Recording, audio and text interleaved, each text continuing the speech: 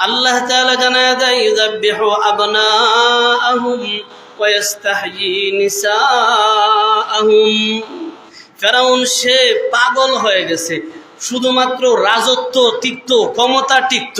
দেখেন মাঝে মাঝে মানুষ ক্ষমতার কারণে ধর্মের উপরে আঘাত করে, ক্ষমতার কারণে মাঝে মাঝে ইসলামের উপরে আঘাত করে, ক্ষমতার কারণে মাঝে মাঝে সব বাদ দিয়া দিতে পারে। বলে দুনিয়ার যা আছে সব বাদ দিয়া দিলাম, ইমান বাদ দিয়া দিলাম, ধর্ম বাদ দিয়া দিলাম, বাবা মা সন্তানাদি সব ছাইরা দিমু, এরপরও ক্ষমতা লাগবো, ক্ষমতা। ফেরাউনও তাই করলো। ডাক দিয়া কয় কিপ্তির লোকেরা তোমরা চলো, গোটা মিশরের প্রতিটা গড়ে গড়ে তোমরা আজকে থেকে পাহারাদার। যেই গড়েই দেখবা মায়ের পেটে সন্তান, সাথে সাথে দ্বিগুণিত করবা। কন্যা নাউজুবিল্লাহ। আপনারা বলেন সব গর্ভবতীদের গর্ভ নষ্ট করলেও, গর্ভওয়ালাদের মার জীবন নষ্ট করলেও, গর্ভ কাইটা পালাইয়া দিলেও আল্লাহ যা চায় দুনিয়ার কেউ ফিরাইতে পারে? কেউ পারে না। আল্লাহ কয় ইউযাব্বিহু আবনাআহুম ওয়া ইস্তাহয়ী নিসাআহুম। যে গর্ভের মাঝে ছেলে সন্তান জন্ম নেয়, এই গর্ভটারই জবাই কইরালা, মাটারও জবাই করে, সন্তানটারও জবাই করে। যে গর্ভে মেয়ে সন্তান জন্ম নেয়, মারেও কিছু করে না, সন্তানেরও কিছু করে না। আল্লাহ বলে ইন্নাহু কানা মিনাল মুফসিদিন। এইভাবে সারা দেশের মাঝে একটা ফিতনা ফাসাদ সৃষ্টি করে দিল ফেরাউনে। জানো এই ফেরাউনের সব স্বপ্ন আমি আল্লাহ দুলিশাত করে দিলাম। কেমনে করলাম, কেমনে করলাম? বলে ফেরাউনের কীর্তির লোক যারা আছে তারা আসলো মূসা নবীর মায়ের ঘরে। মূসা নবীর মায়ের ঘরে আসার পরে গর্ভ পরীক্ষা করে দেখে কিচ্ছু নাই। কন্যা সুবহানাল্লাহ। কয়েকদিন ঘরে ঘরে পরীক্ষা করে কিচ্ছু নাই। আজকেও কিতাবে পড়লাম যখন 10 মাস হয়ে গেছে, যেই দিন মূসা নবী মায়ের পেটে 10 মাস পূর্ণ হলো, ওই দিনও কিপ্তির লোকেরা আইসা গর্ভ টেস্ট কইরা তারা মিটার জানায় দে মূসা নবীর ঘরে, মূসা নবীর মায়ের পেটে, ইমরানের বিবির পেটে কোনো সন্তান নাই, সন্তান নাই, গর্ভে কিচ্ছু নাই। বলেন তো আছে না নাই? আছে। পায় না কেন? বলে আল্লাহর কুদরত। পায় না কেন? বলে আল্লাহর কুদরত। যখন মূসা নবী মায়ের পেটে আছে, 10 মাস 10 দিন পূর্ণ হয়ে গেছে, আজকে দুনিয়াতে পদার্পণ করবে। এই তো বিকাল হলো, রাত্রিবেলায় পয়গম্বর দুনিয়ায় আসছে, বিকালবেলা পরীক্ষা করলো, পেটের মাঝে কিচ্ছু নাই। দুনিয়ার কেউ জানে না, শুধু মায় জানে আমার পেটে সন্তান আছে। কিছুদিন যেতে না যেতে স্বপ্নের মাধ্যমে জানানো হয়, ও ইমরানের বিবি, ভয় নাই, পেরেশানি নাই, তোমার পেটে একজন সন্তান আছে, তার নাম রাখবা মূসা। আর এই মূসারে আমি আল্লাহ বানাবো পয়গম্বর। উনি তো পেরেশানি হয় না যে স্বপ্নে যেহেতু আল্লাহ, আসমানের আল্লাহ দেখাইতেছে, জমিনের আল্লাহ যেমনি উঠছেন। কিতাবের মাঝে উল্লেখ করা হয়, আল্লাহ তাআলা জানায় দেয় ফেরাউন চাইছিল সে একক রাজত্ব চালু করতো, একক রাজত্ব চালাইতো। আর বনি ইসরায়েলের যারা আছেন এদেরকে মূল্যহীন করে দিল, তাদেরকে দাস দাসী বানায় রাখা দিছে। এদের দেশের মাঝে কোনো নেতৃত্ব কর্তৃত্ব কিচ্ছু নাই, ওয়ারিসান মালিক কিচ্ছু নাই। আল্লাহ তাআলা জানায় দেয় জানো ফেরাউন চাইছিল বনি ইসরায়েলের কোনো মূল্যই নাই। আর আমি আল্লাহ অনুরিদু আন নামুন্না আলাল্লাযীনা ইসতুদঈফু ফিল আরদি ওয়া নাজআলাহুম আইম্মা। আমি আল্লাহ শুধু তাদেরকে অবঞ্চিত করাইছি, তাদের হাত তারা অবঞ্চিত করছে, এইটা তাদের হাতে। আর আমি মালিক ওই বনি ইসরায়েলের মানুষদেরকে নেতৃত্ব সরাসরি দিয়ে দিলাম। আর এই বনি ইসরায়েলের যারা আছে এদেরকে গোটা দেশের মালিক আমি আল্লাহ বানায় দিলাম। এরা চাইছেন যে বনি ইসরায়েলের যারা আছে এরা মানুষই না। দেখেন না মাঝে মাঝে গরিবরা যদি যা, এটা একটা মানুষ। অনেক সময় কিন্তু আমি আমার এলাকার বাসায় এরকম উচ্চারণ করে কই, আরে বেওয়াই বিয়া লইতে হয়েছো, এই বাড়ির বিয়া লইতে, আরে তো মানুষ হইলো। অনেক সময় আপনাদের এলাকায় না হইলো, অনেক এলাকায় বুড়ি দেখি এরকম এক বয় আরেক বয়ের ফোন দেবে, ভাই আমার ছেলেটারে বিয়ে করে দাম অমুক ফ্যামিলি দিয়া কেমন হইব। আরে এটা একটা মানুষ ফহিনীর, মানুষও না, মানুষের জাতও না, গরিবদের কোনো মূল্য নেই। আল্লাহ তাআলা জানায় দেয় ফেরাউন ও তার বাহিনী মুসার জাতিরে এইভাবেই বইলা ফালাইয়া দিছেন, কিন্তু আমি মালিক ওই জাতির মাঝে একজন নেতৃত্ব দিয়া দিলাম, নেতা দিয়া দিলাম, আর এই গোটা বনি ইসরাইলে মিশরের মাঝে ওয়ারিসান মালিক বানায় দিলাম। সুবহানাল্লাহ। কেমনে বানাইলাম? রাত্র যখন হয়ে গেল, দিনের বেলায় দেখলো সন্তান নাই, কিচ্ছু নাই, ইমরানের বউয়ের পেট একদম খালি, কিচ্ছু নাই। রাত্র যখন হয়ে গেল, 10 মাস ডেলিভারির সময় হয়ে গেল, মুসা পয়গম্বর দুনিয়াতে আসার ব্যথা মায় অনুভব করলো। মায়ের দরজাগুলি অটোমেটিকলি খেয়ে যেন বাহির থেকে লাগাই দিল। কন্যা সুবহানাল্লাহ। এমন ভাবে লাগাইলো দুনিয়ার কেউ দেখলে মনে করবে ভিতরে কোনো মানুষ নাই। ইমরানের বিবি মুসা নবীর মা জানায়া দেয়, আমি শুয়ে রইলাম, মুসা দুনিয়াতে পদার্পণ করলো। আধার ঘরটা, অন্ধকার ঘরটা মনে হলো যেন আসমানের সূর্য আমার ঘরে উদিত হয়ে গেল। কারণ নবী তো কালা হয় না, নবী যারা এর তো কালা না। যেমন আমার অনেক সময় লুকমান হাকিম, আই কালা রে কালা, কালা খারে কয় এত কালা। আল্লাহ কয় লুকমান নবুয়াতি নিবা না হিকমত নিবা? আল্লাহ তাআলা তো জানে সে নবুয়াতি নিত না, কারণ সে তো কালো। কালো মানুষটা তো আমি আল্লাহ নবুয়াতি দেই না, আর যদিও চাইতো আল্লাহ তারে সুন্দর বানাই নবুয়াতি দিয়া দিত। লুকমান হাকিম কয় আল্লাহ আমি যেহেতু কালো মানুষ, কালোর তো নবুয়াতি দেও না, তো হিকমতি দিয়া দেও। সুবহানাল্লাহ। তো নবীরা তো কালা না, বিশ্রী না। এই যে ফেরাউন কিন্তু নাক বিশ্রী আছেন, বড় বড় আছে কত, এই তো অন্য এক ইতিহাস সামনে আছে ইনশাল্লাহ আমাদের। তো মুসা নবী সুন্দর সাথে দুনিয়াতে আসার পরে মা এখন কান্নাকাটি শুরু করছে, আল্লাহ এই যে আমার সন্তান আইছে, এখন তো ফেরাউনের লোকেরা যাই না লাইব। তখনকার অবস্থাটা এরকম ছিল। আল্লাহ বলে ইউযাব্বিহু আবনাআহুম ওয়া ইস্তাহয়ী নিসাআহুম, যদি দেখতো কোনো মায়ের গর্ভ থেকে ছেলে সন্তান দুনিয়াতে চলে আসছে, জাগাত মেরে লাইতো। এক কিতাবের মাঝে পড়ছি একদিনে 90,000 শিশু হত্যা করছে ফেরাউন। নাউযুবিল্লাহি মিন যালিক। একদিনে কত হাজার? 90,000 শিশু হত্যা করছে। আল্লাহ কয় আমি মুসারে বাঁচাই দিছি। 90,000 না, 90 লাখ গেলেও অসুবিধা নাই, আমি আল্লাহ যা চাই তাই। কিতাবের মাঝে উল্লেখ করা হয় মুসা পয়গম্বর দুনিয়াতে পদার্পণ করার পরে মুসা পয়গম্বরের মা কান্নায় জর্জরিত হয়ে গেল, ভেঙ্গে গেল। আমার সন্তান, এত কষ্টের সন্তান দুনিয়াতে আস, এখন যদি ফেরাউনের লোকেরা জানে যদি তারে মাইরালা। এ ভাই, এই কান্নাটা শুধু মুসা নবীর মায়ের ছিল না, আমাদের মারও এই কান্না, আমাদের বাবারও এই কান্না, আমাদের মায়েরও এই কান্না। আমার সন্তানের যদি কিছু হয়ে যায়, যদি ঠান্ডা লেগে যায়, যদি সর্দি হয়ে যায়, যদি জ্বর হয়ে যায়, এই কান্নাটা আপনার আমার মায়েরও কিন্তু দুঃখ লাগে, আফসোস লাগে। মা সন্তানের জন্য এই কান্না কান্দে, কিন্তু সন্তান মায়ের জন্য কাঁদে না। ইতিহাস বর্তমান কিন্তু 2-3 দিন আগের ইতিহাস, 7 দিনের পচা লাশ মায়ের ইতিহাস। কেন কাঁদে না? বলে সন্তান জন্ম দিছে কত সত্য, সন্তানরে শিক্ষা দিছে কত সত্য, সুশিক্ষা দেয় নাই। দুনিয়ার পার্থিব শিক্ষা দিয়া তারে দুনিয়াতে ছেড়ে দিছে। এজন্য মা একা একা মারা যাওয়ার পরেও কুলাঙ্গার নামক সন্তানেরা মায়ের কবরটা পর্যন্ত নিতে পারে না। বলে কেন? বলে আমার সন্তান আপনার সন্তানের শিক্ষা দিছি, দুনিয়ার শিক্ষা, আখিরাতের শিক্ষা দেয় নাই। বিশ্বাস করেন, আল্লাহর কোরআন হাতে নিয়ে বলতে পারি, এই মাটার যদি একটা সন্তান আলিম থাকতো, মাটা এইভাবে মইরা চকির উপরে ফসা লাশ বাসত না। একটা সন্তান যদি আলিম থাকতো, 3টা সন্তান ছেলে, একটাও তো আলিম না। কোনটা যুগ্ম সচিব নাকি বড় আকারের সচিব, আর একটা নাকি কোন দেশের কিতাব, আর একটা কোন বিশ্ববিদ্যালয়ের কিতাব। আসলে এরা বিশ্ববিদ্যালয় না, বিশ্ববিদ্যালয়ের শিক্ষকেরা। যদি বিশ্ববিদ্যালয়ে রইতো তাহলে তারা চিন্তাধারা অন্যরকম থাকতো। বেশ্যা শিক্ষা শিক্ষিত হয়েছে বিদায় মা মারা যায় সন্তান কবর পায় না, বাবা মারা যায় সন্তান কবর পায় না।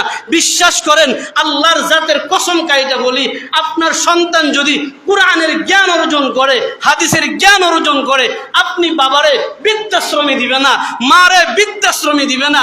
তখন এই বৃদ্ধাশ্রমে দিবে যখন আপনার সন্তানরে দুনিয়ার শিক্ষা দিবেন, কোরআনের শিক্ষা দিবেন না, দুনিয়ার শিক্ষা দিবেন, হাদিসের শিক্ষা দিবেন না, নবুয়াতি শিক্ষা তারে দিবেন না। এই সন্তান বড় হইয়া বিবি নিয়ে আলাদা থাকবে, আপনি মা বাবারে বৃদ্ধাশ্রমে রেখে দিবে, মরবেন, বসবেন, গলবেন, খবর পাবে না। কেন? বলে শিক্ষা দুনিয়া। আল্লাহর রাস্তে যারা আছেন, আমার মুসল্লিরা যারা আছেন, আপনাদের দুইটা পায়ে ধরে ইমাম হিসাবে সন্তানদেরকে দিনের শিক্ষা দিয়া পরে মরেন। এমন শিক্ষাই তো দিচ্ছেন, মসজিদের আশপাশ বৈশা বৈশা মদের বোতল টানে, এমন শিক্ষাই তো দিচ্ছেন। মসজিদের আশপাশ ঘুরতে গেলেও মদের বোতল পাওয়া যায়, এটা কি আমার নেত্রকোনার সন্তানরাই শেখা? আপনাদেরই তো। বিশ্বাস নয়, নদীর পাড়তে ঘুরে দেখেন, একদিন এখনো পাইবেন। এইখানে কাদের সন্তান রাখায় মদের বোতল বসে? আমার বাবার সন্তান তো এখানে আসে, আপনার সন্তান রাইখা কেনকা? বলে আপনার সন্তানকে শিক্ষা দিচ্ছেন, দুনিয়ার আখেরাতে শিক্ষা দেন নাই। আল্লাহর রাস্তে বলি, মরার আগে যদি কপাল ভালো করে মরতে চান, সন্তানদেরকে মদের হাত থেকে বাঁচান, গাঞ্জার হাত থেকে বাঁচান, জুয়ার হাত থেকে বাঁচান, ইসলামের শিক্ষায় শিক্ষিত করেন। মরার সময় সন্তান দোয়া করবে, আপনাকে পাশে রাইখে আপনার মৃত্যু দিবে। আর যদি এই শিক্ষা থেকে সন্তানরে না ফিরাইতে পারেন, মরার সময় ওই বৃদ্ধা মায়ের মতো 7 দিনের পচা লাশ আপনারও জমিনে ফসবে। বিশ্বাস নয়, লিখে রাখেন কপালে। আল্লাহ আমাদের সবাইরে মাফ করো, বুঝ দাও বলে আমিন। আমাদের যুবক ভাইদেরকে মদের হাত থেকে আপনারা বাঁচানোর দায়িত্ব, আমি ইমাম হিসেবে আপনাদের বলার দায়িত্ব, আপনারা গ্রামের মুরব্বী হিসেবে গ্রামের যুবকদেরকে এই অশ্লীল কাজ থেকে বাঁচানোর দায়িত্ব আপনাদের, আমার না। আমার দায়িত্বটা আমি বলা। আপনাদের যুবকদেরকে যদি মদের হাত থেকে না বাঁচাইতে পারেন, গাঞ্জার কলি থেকে বাঁচাইতে না বাড়াইতে পারেন, জুয়ার হাত থেকে যদি বাঁচাইতে না পারেন, ইনশাআল্লাহ অচিরেই আপনারা মুরব্বীরা অপদস্থ, লাঞ্ছিত হইবেন। আর যদি বাঁচাইতে পারেন, সম্মানের সাথে, ইজ্জতের সাথে কবরে যাবেন। ফায়সালা আপনাদের সিদ্ধান্ত। আমি বলা, আমার যদি ক্যাপলে কিছু করার নাই। কেইবা বলবেন হুজুর জানগা, গাড়ি দেওয়া আছে, বারান্দাত রেডি আছে, গেলে যেতাম না। রিজিকের মালিক আল্লাহ, বলতে হবে আমার। আল্লাহর রাস্তে আপনাদের যুবকদেরকে আপনারা সেভ করেন। 1-2টা দোকানে জোয়ার আড্ডা হয়, আপনারা মুরব্বীরা কি করেন? গ্রামে থেকে এই দোকানে শাটার বানান, এই দোকানদার বাহির হওয়ার সমাজ থেকে। তোর দোকানের কারণে আমাদের সমাজের যুবকরা নষ্ট হবে, অফ করেন। ও এটা পারবেন না, আবার মনে করবেন যে আমার ছেলে আমার লাগে দোয়া করতে অসম্ভব। আল্লাহর রাস্তে আপনাদের যুবকদেরকে আপনারা সেভ করেন। সেভ করবেন না, বেইজ্জতি দুনিয়াতেও হবেন, আখিরাতেও হবেন। সেভ করবেন, ইজ্জত দুনিয়াতেও পাবেন, আখিরাতেও পাবেন। আল্লাহ আমাদের মাফ করো, বুঝ দাও বলে আমিন। মুসা নবীর মা কান্নাকাটি শুরু করছে, ও আল্লাহ, এই যে আমার সন্তান দুনিয়াতে আসছে, এখন আমার সন্তানের সেভ করবো কিভাবে? আচ্ছা কন্ত, মুসা নবী দুনিয়াতে আসছে, মায় কাঁদতেছে, আল্লাহ কি দেখে না?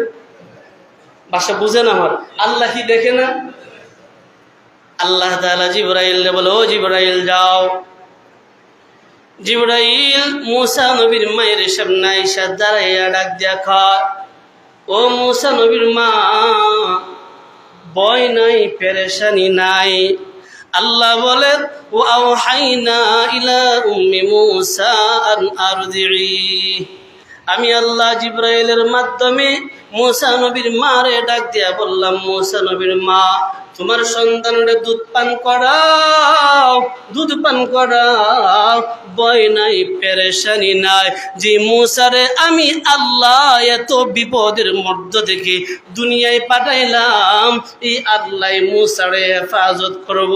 ওয়া আওহাইনা ইলা উম্মি মুসা আন আরদিই ফাইদা খিফতি আলাইহি ফালকিহি ফিল ইয়াম্মি ওয়ালা তাখাফি ওয়ালা তাহজানি।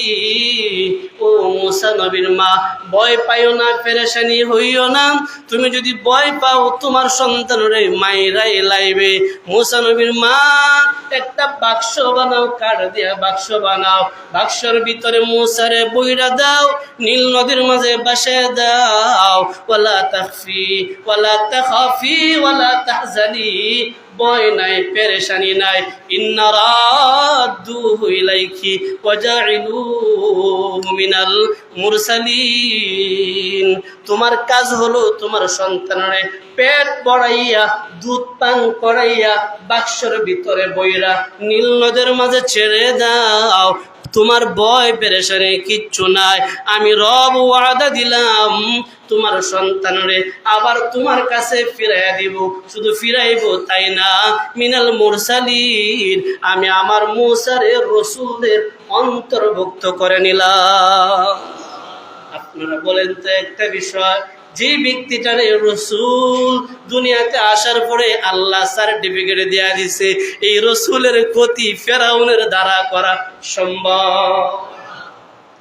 মুসা নবীর মা পেরেশান, বাক্স বানায় কেমনে? কিতাবের মাঝে পড়লাম, জিব্রাইল বিদায় হওয়ার সাথে সাথে একজন মিস্ত্রি চলে আসলো। কোথায় থেকে জানি আয়েশা বলতেছে, আয় তোমার কি বাক্স বানাইতে হইব? আমরা কাঠ মিস্ত্রি আইছি, রাত্রে ইতিহাস। মুসা নবীর মা কয়, আমি তো কেউ কইছে না, মিস্ত্রি আইলো কইছে। বললাম, হ ভাই, একটা বানাইতে হইব। উনি সুন্দর করে একটা বাক্স বানাইলো, বাক্স বানায়া ওনার মতন উনি চলে গেল। মুফাসসিরিনে কেরাম কয়, যিনি আসছিল আবারও চলে গেল। উনি দুনিয়ার কেউ নয়, উনি একজন ফেরেশতা। উনি ফেরেশতা একজনের বাক্স বানায় দিয়ে গেছে। রাত্র যখন গভীর হয়ে গেল, পূর্ব আকাশে সূর্য উদিত হচ্ছে বাপ। মুসা নবীর মা শিশু মুসারে ওই তো রাত্রে দুনিয়াতে পদার্পণ করেছে। অল্প সময়ের শিশুরে রেশমি কাপড় দিয়া ফেসাইয়া বাক্সের ভিতরে বইরা, বাক্সটারে তালা লাগাইয়া নীল নদের মাঝে ছেড়ে দিয়া কয়, আসমানের মালিক, সব কিছুর ফাইসালা তোমার। কলিজার টুকরা নারী চিরা দনরে নদী দিয়া বাসায়া দিলাম।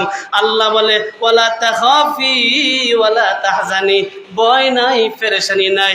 ইন্না রাদ্দুহু ইলাইক, আমি আল্লাহ আবার তোমার কাছে পাঠাবো। মুসা নবীর একজন ভাই হারুন, একজন বোন মরিয়ম। মরিয়ম রে মুসা নবীর মায়ে ডাক দিয়া কয়, এ মরিয়ম, যাও আমার শিশু মুসার বাক্স ফলো করে করে নদী দিয়ে হাঁটতে থাকো। আমার সন্তানের বাক্স নীল নদের মাঝখানে, মেয়ে তুমি নুর নদের তীরে হাঁটতে থাকো, হাঁটতে থাকো, হাঁটতে থাকো। এক ভাই হলো নদীর মাঝখানে বাসতেছে, বোন নদীর পারে হাঁটতেছে।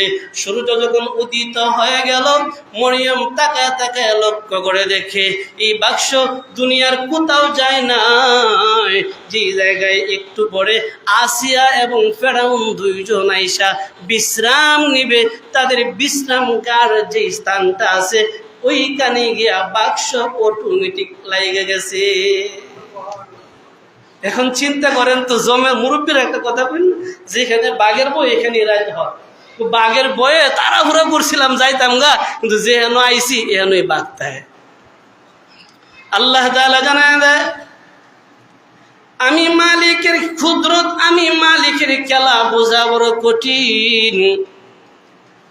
ফেরাউন আর তার স্ত্রী দুইজন চলে আসলো, তারা তাদের বাসভবনে বিশ্রামগারে বিশ্রাম নেবে। ঠিক এমন সময় আসিয়া চিল্লান দিয়া কয়, স্বামী তাকায় দেখো, এত সুন্দর একটা বাক্স, বাক্সটা আবার কাঠের মনে হয়, কিছু আছে, চলো। বাক্সটা আনাইলো। ফেরাউন সহ সবাই চেষ্টা করেছে, বাক্স ভাঙতে পারে না। কন্যা সুবহানাল্লাহ। সব মানুষগুলি চেষ্টা করেছে বাক্সটা ভাঙ্গি, তালা ভাঙ্গি, পারে না। আসিয়া কয়, পারো না, আমার কাছে হাতুড়ি দাও। আসিয়া বিসমিল্লাহ বলে আস্তে করে বাড়ি দিল, বাক্স খুলে গেল। আসিয়া চিল্লানি দিয়া কয়, স্বামী তাকায় দেখো, এই যে বাক্সর ভিতরে মনে হয় আসমানের সূর্যটা বাক্সর ভিতরে চলে আসছে। সুবহানাল্লাহ। মানে এত সুন্দর মানুষ দুনিয়াতে আমি আসিয়া জীবনও দেখি নাই।